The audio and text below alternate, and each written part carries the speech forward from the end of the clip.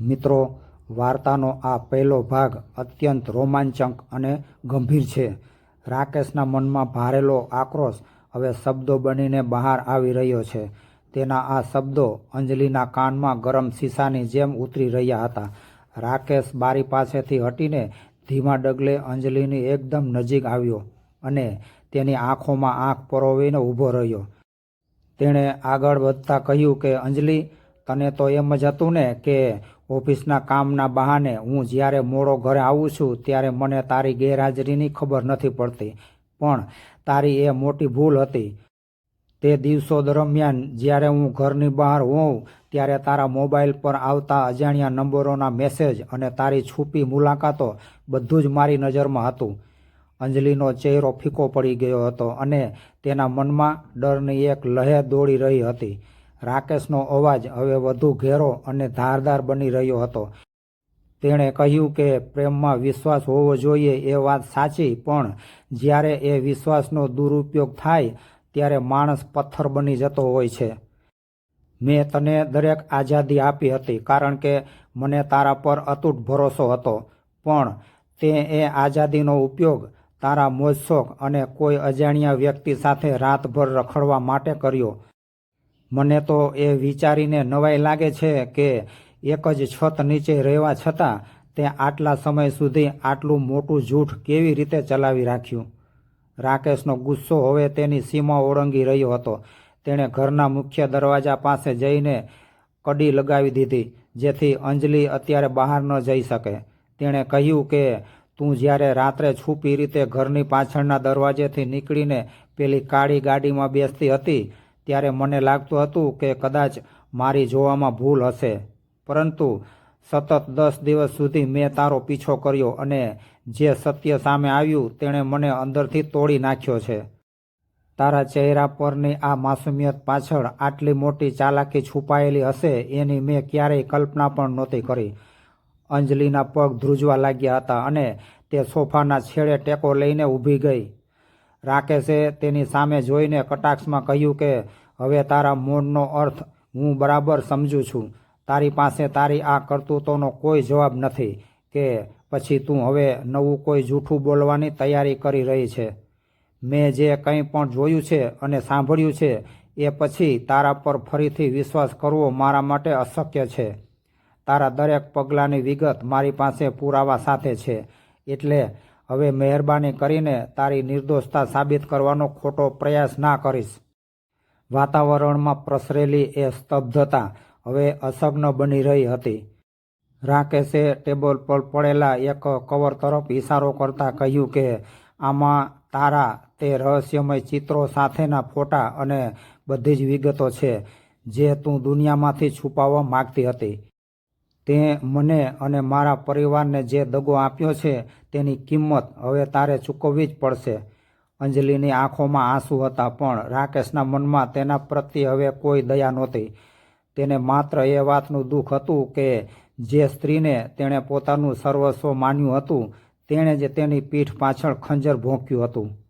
રાકેશે છેલ્લે એટલું જ કહ્યું કે આજે તારો આ ખેલ હંમેશા માટે પૂરો થાય છે અને હવે આ ઘરના નિયમો બદલાઈ જશે.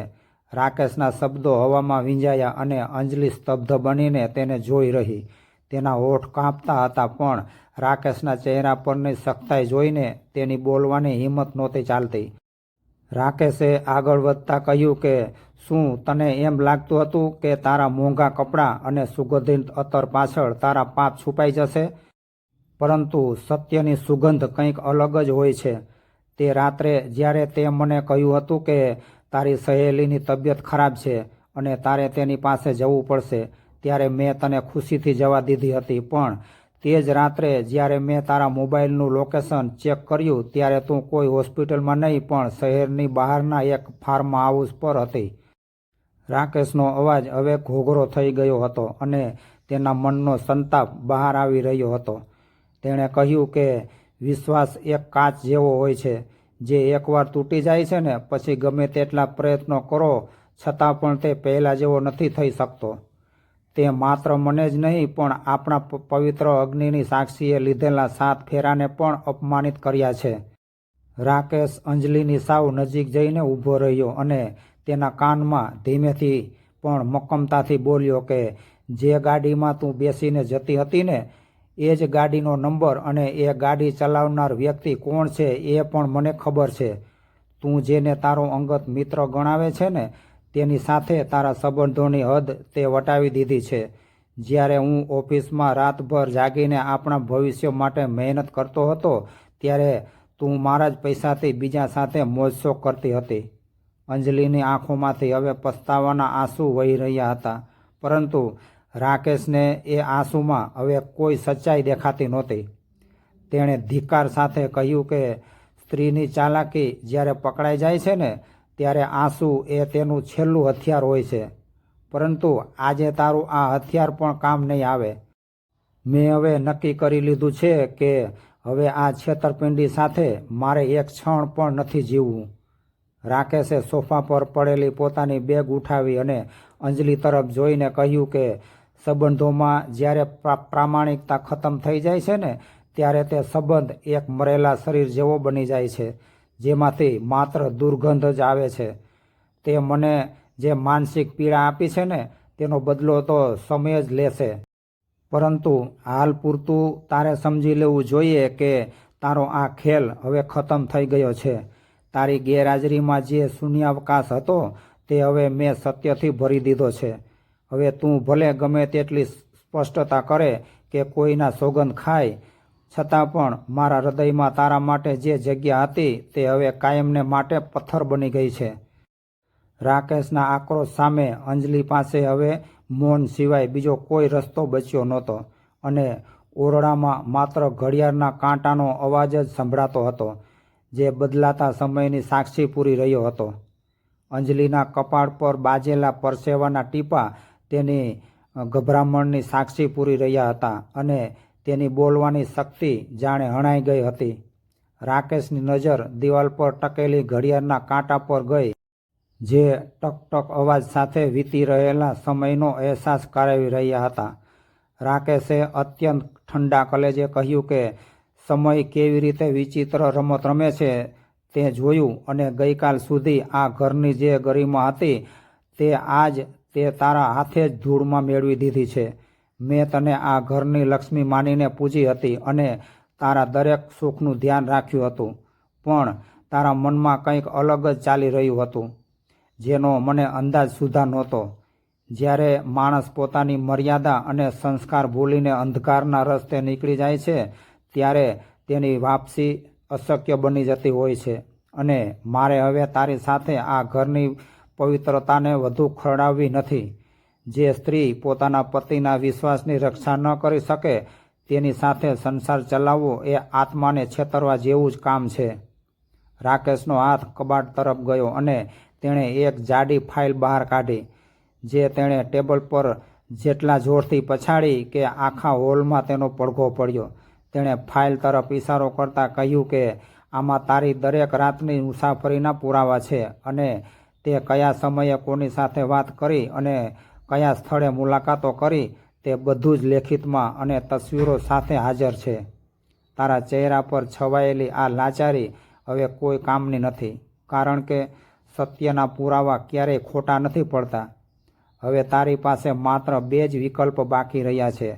કાં તો તું ચૂપચાપ તારો સામાન પેક કરીને અહીંથી માનભેર વિદાય લે, અને કાં તો પછી મારે આ સમાજ અને પરિવાર સામે તારો અસલી ચહેરો લાવીને તને ધક્કો મારીને બહાર કાઢવી પડશે. મારો પસ્તાવો એ જ છે કે મેં તારા જેવી સ્ત્રી માટે મારા જીવનના આટલા વર્ષો બરબાદ કર્યા, પરંતુ હવે હું વધુ એક મિનિટ પણ બગાડવા માગતો નથી. અંજલિએ ફાઇલના ખુલ્લા પાનાઓ જોયા, જેમાં તેની ગુપ્ત મુલાકાતોની તસવીરો સ્પષ્ટપણે દેખાતી હતી, અને તે જોઈને તેના પગ નીચેથી જમીન સરકી ગઈ હોય તેવો તેને ભાસ થયો. રાકેશના અવાજમાં હવે કોઈ લાગણી નહોતી, માત્ર એક શૂન્યતા હતી જે અંજલિને વધુ ડરાવી રહી હતી. તેણે ટેબલ પર પડેલી ફાઇલને ફરીથી બંધ કરી અને અંજલિની આંખોમાં છેલ્લી વાર જોઈને કહ્યું કે તારી આ ચાલાકી તને ક્યાં લઈ જશે એ તો ખબર નથી, પણ આ ઘરના દરવાજા હવે તારા માટે હંમેશના માટે બંધ થઈ ગયા છે. તે જે રસ્તો પસંદ કર્યો છે હવે તે રસ્તા પર જ તારે એકલા ચાલવાનું છે, કારણ કે દગાબાજીના પાયા પર ક્યારેય સુખના મહેલ નથી ચણાતા. હવે તું શું વિચારે છે તે મને કહેવાની જરૂર નથી. બસ તારો નિર્ણય તારા કૃત્ય પ્રમાણે લઈ લેજે, કારણ કે મારો નિર્ણય હવે અટલ છે. ઓરડામાં વ્યાપેલી એ ભયાનક શાંતિ હવે ચીસ પાડી રહી હતી અને અંજલિને સમજાઈ ગયું હતું કે તેના જૂઠાણાના કિલ્લા હવે ધરાશાયી થઈ ગયા છે. તેની પાસે હવે એવી કોઈ દલીલ કે એવું કોઈ આંસુ નહોતું કે જે રાકેશના પથ્થર બનેલા હૃદયને ઓગાળી શકે. રાકેશનો અવાજ હવે લોખંડ જેવો કડક અને મક્કમ બની ગયો હતો. તેણે ધિક્કારપૂર્વક અંજલિ સામે જોઈને કહ્યું કે તે માત્ર મારા હૃદયને જ ઠેસ નથી પહોંચાડી, પરંતુ આખા પરિવારની વર્ષોથી જાળવેલી ઇજ્જત અને મર્યાદાને કલંકિત કરી છે. જે પ્રેમ અને પવિત્ર વિશ્વાસના નામે તે આટલા સમય સુધી રમત રમી છે, તેની સજા તારે ભોગવવી જ પડશે. અને એ સજા તારું આ એકાંત હશે. હવે તારા માટે આ ઘરમાં કોઈ સ્થાન નથી અને આ ઉંબરો તારા માટે હંમેશને માટે એક સરહદ બની જશે, જેને ઓળંગ્યા પછી તારી આ ઘરમાં પાછા ફરવાની તમામ આશાઓ કાયમને માટે પૂરી થઈ જશે. અંજલિના પગમાં હવે તાકાત રહી નહોતી, પણ રાકેશની આંખોમાં રહેલી નફરત તેને ત્યાંથી જવા માટે મજબૂર કરી રહી હતી. તેણે નીચું જોઈને અત્યંત ધીમે પગલે ઘરની બહાર નીકળવાનું શરૂ કર્યું અને જેવી તે ઉંબરો ઓળંગીને બહાર ગઈ કે તરત જ રાકેશે એક આંચકા સાથે મુખ્ય દરવાજો ધડાંગ કરીને બંધ કરી દીધો. એ દરવાજો બંધ થવાનો અવાજ માત્ર લાકડાનો અવાજ નહોતો, પણ એક જૂઠા સંબંધના કાયમી અંતનો પડઘો હતો.